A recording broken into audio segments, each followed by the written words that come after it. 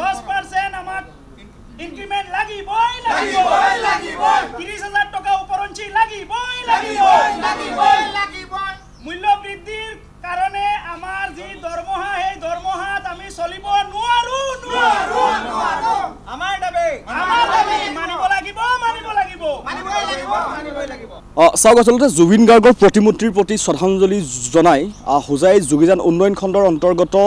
আমি কৈ যাম যে এই GRS GPC BPM বা একাউণ্ট এছিষ্টেণ্ট এনেধৰণৰ প্ৰত্যেকেই আচলতে এনেদৰে তেওঁলোকৰ যি আমাৰ কাম একে বেতনো একে হওক এনেদৰে আচলতে এক উত্তৰ প্ৰতিবাদ কৰি তোলাৰ ইতিমধ্যে পৰিৱেশ হৈছে আৰু আমি পৰিৱেশটো দেখুৱাইছোঁ হোজাই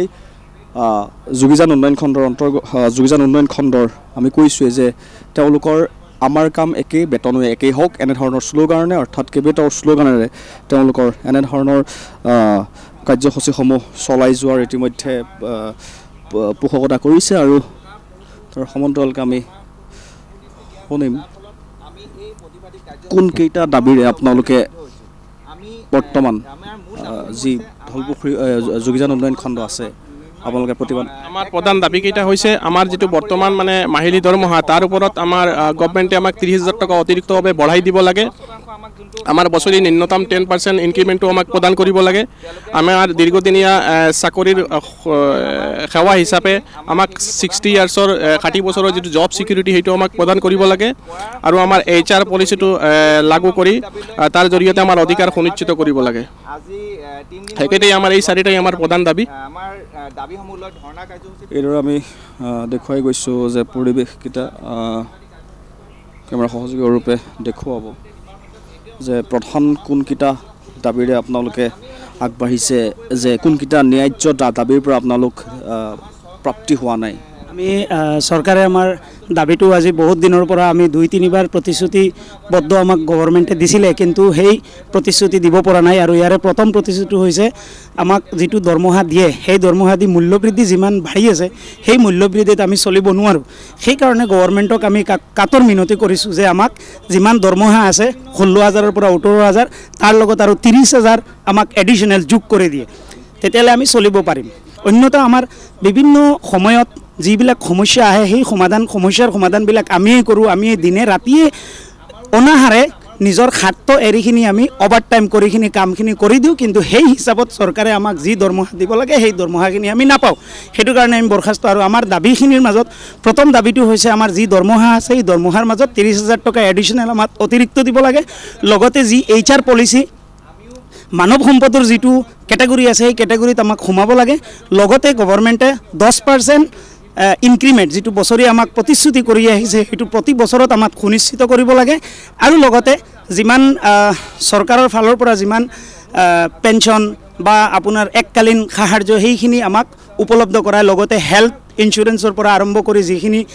বেলেগ ডিপাৰ্টমেণ্টে যেনেকুৱা পায় NHSM বা শিক্ষকসকল সেই হিচাপত আমাৰ কামটো বহুত বেছি আৰু সেই কামৰ বিনিময়ত আমি সেই টকাখিনি আমি নাপাওঁ গতিকে চৰকাৰক আমি বিনম্ৰ অনুৰোধ কৰিছোঁ যে চৰকাৰে যদি সেই প্ৰতিশ্ৰুতিখিনি আমাক দি দিয়ে তেতিয়াহ'লে আমিও চলিব পাৰিম আমিও অনাহাৰে কাম কৰিম যি টকা দিয়ে সেই টকা দি আমি চলিব নোৱাৰোঁ সেইকাৰণে আমাৰ অতি কষ্ট হয় আৰু লগতে প্ৰতি বছৰে আমাৰ কি হয় আমাৰ বন্ধু বান্ধৱসকল কিবা বেমাৰত টেনশ্যনত যি কাম আহে সেই কাম আমি কেইদিনৰ ভিতৰত দিব লাগে সেইকাৰণে আমাৰ বন্ধু বান্ধৱসকল শীঘ্ৰেই মানে অনাহাৰে মৰি যায় সেইটো কাৰণে আমি ছাৰক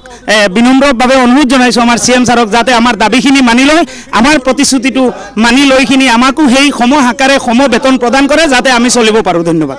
এইদৰে আচলতে যি আমি কৈছোঁ যে যোগীযান উন্নয়ন খণ্ডৰ যিসকল আচলতে পদ আছে তেওঁলোকৰ ন্যায্য কিছু দাবীৰে তেওঁলোকে এইদৰে আচলতে অনশন কাৰ্যসূচী কৰিছে সেই একে প্ৰশ্ন যে কোনকেইটা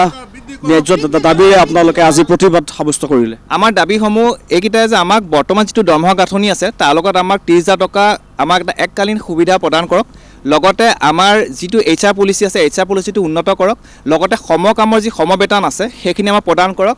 লগতে আমাৰ 60 বছৰলৈ আমাৰ চাকৰি যাতে আমি কৰিব পাৰোঁ তাৰ সুনিশ্চিত কৰাটো আমাক ডিপাৰ্টমেণ্টে দিয়ক সেইকেইটা দাবী লৈ বৰ্তমান আমি এই ধৰ্ণা কাৰ্যসূচীত বহিছোঁ আৰু আমাৰ ইয়াৰ পঞ্চায়তৰ গ্ৰামোন্নয়ন ঠিকাবৃত্তি আমাৰ গোটেই অসমত আমাৰ 8,000 এমপ্লয়ী আছে কিন্তু আমাৰ ইয়াত আপোনাৰ GPC আছে, গাঁও ৰোজগাৰ সহায়ক আছে, কম্পিউটাৰ এছিষ্টেণ্ট আছে, এগ্ৰিগেটেড ইঞ্জিনিয়াৰ আছে, কম্পিউটাৰ এছিষ্টেণ্ট আছে, আমাৰ ব্লক পৰ্যায়ত BPM আছে, PMYG ডিষ্ট্ৰিক্টত DPM ADPM এইদৰে আমাৰ টোটেল 8,000 এমপ্লয়ী আছে। কিন্তু আমাৰ এই এমপ্লয়ীখিনি যিখিনি সা সুবিধা চৰকাৰে দিব লাগিছিল বেলেগ ডিপাৰ্টমেণ্ট তুলনাত আমাৰ সেইখিনি একেবাৰে কম। আমি পঞ্চায়ত লেভেলত কওঁ আমাৰ পিয়নজনৰ দৰমহা আমাতকৈ বেছি, কিন্তু আমি যিটো পৰ্যায়ত কাম কৰিছোঁ গোটেই দেখি আছে চৰকাৰে বা ডিপাৰ্টমেণ্টে দেখি আছে আমি যিখিনি কাম কৰিছোঁ বেলেগ মানুহে সিমানখিনি সা সুবিধা যিখিনি পাব লাগে আমি সেইখিনি পোৱা নাই। কাৰণ আমি ক'ভিড ডিউটিৰ পৰা আৰম্ভ কৰি ৰেচন কাৰ্ডৰ চাউল দিয়ালৈকে আমি ধৰি লওক আমাৰ PMY NSAP MGNREGA চৰকাৰ এটা এইবিলাক আমি সকলো কাম কৰি আছোঁ, কিন্তু সেই হিচাপে আমাক কামৰ মৰ্যাদাটো প্ৰদান কৰক।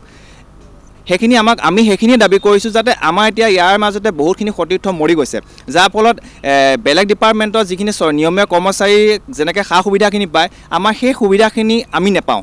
কাৰণ একেটা ডিপাৰ্টমেণ্টৰ এজন নিয়মীয়া কৰ্মচাৰী যিখিনি কাম কৰে আমি তাতকৈ বেছি কাম কৰোঁ, কিন্তু সেই হিচাপে আমি সা সুবিধাখিনি নাপাওঁ। আমাৰ সেইকেইটা দাবী।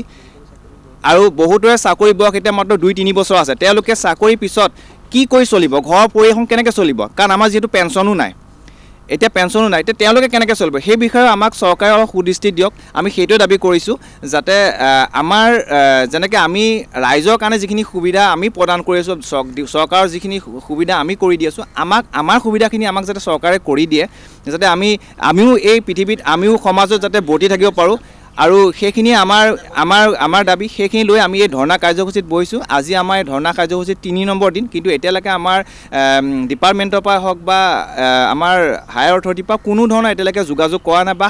একো এটা উত্তৰ আমাৰ ফালেকে অহা নাই। আৰু যদিহে আমাৰ এই একো সদিচ্ছা নেদেখায় তেনেহ'লে আমাৰ এই কাৰ্যসূচী বিৰত থাকিব। আমি 18 তাৰিখৰ পৰা আমি ডিষ্ট্ৰিক্ট পৰ্যায়ত আমাৰ এই আন্দোলন কাৰ্যসূচী চলাই নিম বুলি আমি ভাবিছোঁ। এইদৰে আমি দেখুৱাই গৈছোঁ যে হোজাই যি উন্নয়ন খণ্ড অৰ্থাৎ অকল হোজাই যোগীজান উন্নয়ন খণ্ড বুলি নহয়, ধলপুখুৰী উন্নয়ন খণ্ডতো এনেধৰণৰ আচলতে পৰিৱেশ দেখিবলৈ পোৱা গৈছে। অৰ্থাৎ অসম চৰকাৰে যেনেদৰে আচলতে প্ৰতিশ্ৰুতি প্ৰদান কৰিছে ঠিকাভিত্তিক এই কৰ্মচাৰীসকলৰ, তেওঁলোকৰ একে কাম একে যি শ্লোগান তেওঁলোকে ইতিমধ্যে অটুট ৰাখি ইতিমধ্যে এক প্ৰতিবাদী কাৰ্যসূচী ৰূপায়ণ কৰা পৰিলক্ষিত হৈছে।